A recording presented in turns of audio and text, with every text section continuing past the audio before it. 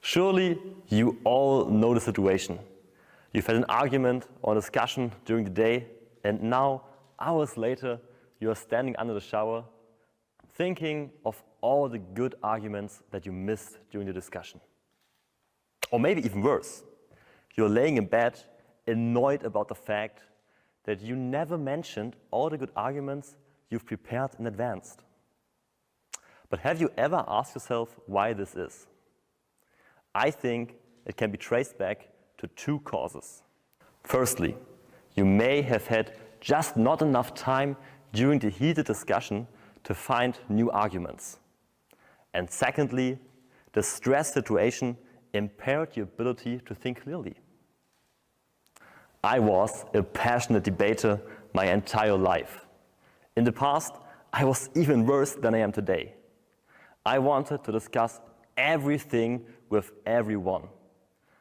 And that affected often those around me.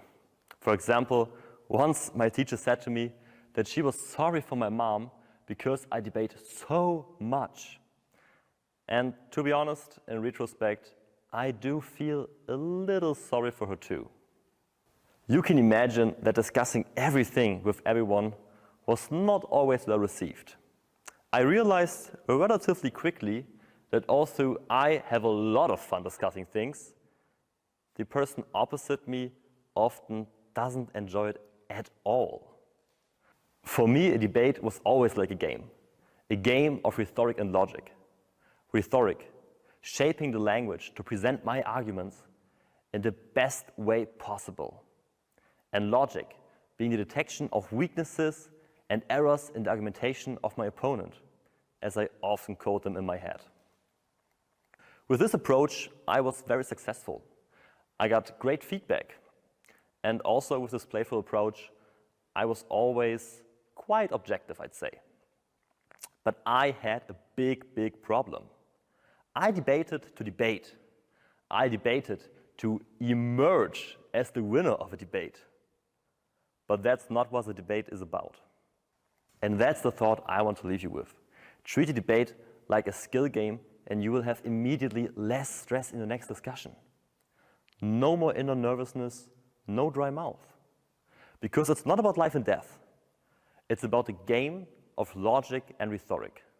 You can train it as a muscle. It's just like a soccer or basketball game, where you get better with more practice and more training. But remember, even LeBron James has not been born as the king of basketball.